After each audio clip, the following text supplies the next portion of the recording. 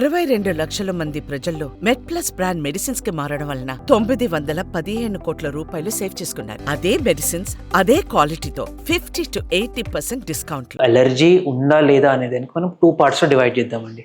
First పేషెంట్తో మాట్లాడడం అంటే history తీసుకోవడం, సెకండ్ టెస్టింగ్ కంటే ఎక్కువ హిస్టరీ ఇంపార్టెంట్. ఎందుకు అంటే ఒక పేషెంట్ అలర్జీ పేషెంట్తో మాట్లాడడానికి minimum half an hour to 45 minutes పడుతుంది. ఎందుకు అంటే ఒక పేషెంట్ పుట్టినప్పటి నుంచి హిస్టరీ తీసుకోవాల్సి ఉంటుంది. చిన్నప్పుడు ఏమైనా రియాక్షన్స్ ఉన్నాయా, ఏమైనా ఎలర్జీస్ అయ్యాయా, ఎలర్జీ అవుతే ఎలాంటి ఎలర్జీ ఉండే, ఏజ్లో తగ్గింది అని ఇంత స్పెషల్గా ప్రతి ఏజ్ నుంచి వెళ్ళాల్సి ఉంటుంది. నెక్స్ట్ ఎలర్జీ అయినప్పుడు ఎలాంటి సిమ్టమ్స్ వస్తున్నాయి, మేజర్గా స్కిన్ మీద రియాక్షన్స్ వస్తున్నాయా, లంగ్స్ రియాక్షన్స్ వస్తున్నాయా, ముక్కు నుంచి వస్తున్నాయా, కంటి నుంచి వస్తున్నాయా, కడుపు రియాక్షన్సా. సో ప్రతి ఒక్క సిస్టమ్ డీటెయిల్గా తీసుకోవాలి. సో ఇవన్నీ తీసుకున్నాక ఒక హాఫ్ అన్ అవర్ తర్వాత గ్రాస్గా ఒక ఐడియా వస్తుంది. ఓకే, ఈ పర్సన్కి మేజర్గా లంగ్స్లో ఉన్నది, ఈ పర్సన్కి ఈ సీజన్లో ప్రాబ్లం అవుతుంది, ఈ పర్సన్ ఇది చేసినప్పుడు అవుతుంది, ఈ పర్సన్కి ఇది తిన్నప్పుడు అవుతుంది అనేది ఒక రఫ్గా ఐడియా వస్తుంది. నెక్స్ట్ ఏం చేస్తాం, ఇది హైపోథెసిస్ అంటారు, అంటే ఇది ఉండొచ్చు, నిర్ధారణ అవ్వలేదు. సో ఇది ప్రూవ్ చేయడానికి టెస్టింగ్ అవుతుంది. ఇది సెకండ్ స్టెప్. సో సెకండ్ స్టెప్లో మనకు ఆప్షన్స్ ఏముంటాయి, సుపీరియర్ టెస్ట్ అంటారు, ఇన్ఫీరియర్ టెస్ట్ అంటారు. సుపీరియర్ అంటే చాలా gold standard, second level test ఉంటుంది. సో గోల్డ్ స్టాండర్డ్ టెస్ట్ అనేది స్కిన్ టెస్ట్ అంట. స్కిన్ టెస్ట్ అంటే ఏంటి, ఇప్పుడు డస్ట్ అలర్జీ ఉందనుకోండి, డస్ట్కి సంబంధించిన ఒక కెమికల్ చెయ్యి పైన వేసి చిన్న నీళ్ళతో టచ్ చేస్తాం. సో టచ్ చేసినప్పుడు ఏంటి, మనకు దోమ కొట్టినప్పుడు ఒక లాంటి రియాక్షన్, దద్దులు అంటారు, అలాంటిది వచ్చింది అంటే ఆ పర్సన్కి ఆ తగ్గట్టు ఎలర్జీ ఉన్నట్టు. ఇప్పుడు కొంతమందికి అలాంటివి చేయలేం, చాలా చిన్నగా ఉంటారు, లేదంటే కొంతమందికి ఈ స్కిన్ డర్మోగ్రాఫిజం అంటారు, అంటే ఏమీ చేయకుండా జస్ట్ ఇలా లైన్ వేయగానే రియాక్షన్ వచ్చేస్తాయి, అలాంటి దాంట్లో చేయలేం. నెక్స్ట్ సెకండ్ లైన్ టెస్ట్ అనేది బ్లడ్ టెస్ట్. బట్ అందరు ఏం చేస్తారు, ఈ బ్లడ్ టెస్టే ఫస్ట్ చేసేసుకుంటారు. బ్లడ్ టెస్ట్కి ఫాల్స్ పాజిటివ్ అంటారు, అంటే ఒక పర్సన్ ఆ లైఫ్లో ఆ థింగ్ చూడలేదు చేయలేదు అయినా కానీ పాజిటివ్ ఇస్తుంది. ఎందుకు అంటే over sensitive test.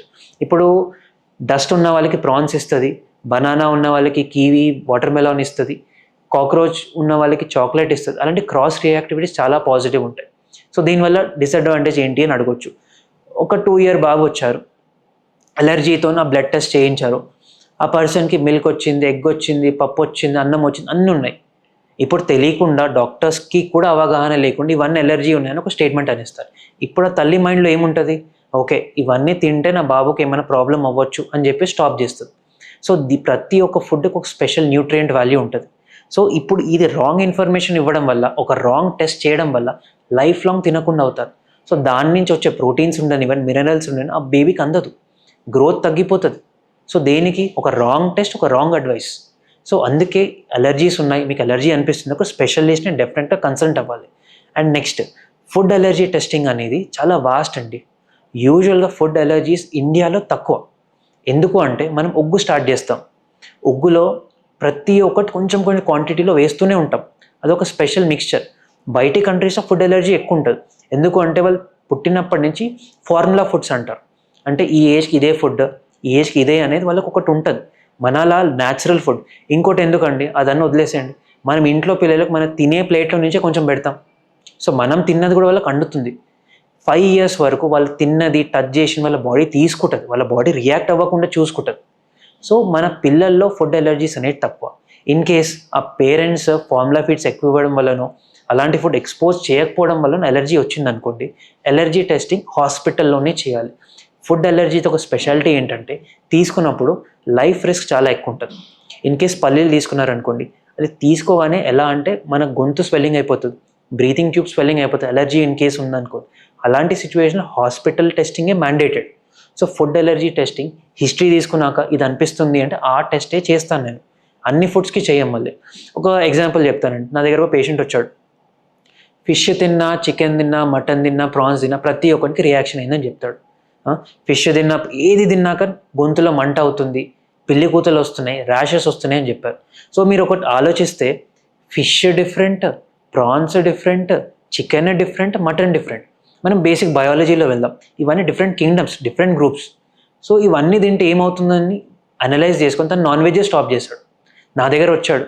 Next step ఏం చేసాం, ఇది కాదు అని చెప్పి వాళ్ళు మసాలా అంటారు కదా, మసాలాలో ఏం వేస్తున్నారు అని చెప్పి మసాలాకి ఎలర్జీ టెస్ట్ చేయడం జరిగింది. తనకు ఇలైచీ ఉంటుంది కదా, ఇలైచీ సెన్సిటివ్, ఇలైచీకి ఎలర్జీ. సో ఇప్పుడు దీనివల్ల ఏం చెప్పాలనుకున్నాను, సో ఆ ఫుడ్కి ఉండకపోవచ్చు, మీరు వేసే దానివల్ల ఎలర్జీ ఉండొచ్చు. ఇప్పుడు డిఫరెంట్ ఫుడ్స్, సో ఇలాచీ వేయడం వల్ల అన్నిటికీ ఎలర్జీ అనుకో, దాన్ని నాన్ వెజ్ స్టాప్ చేశాడు.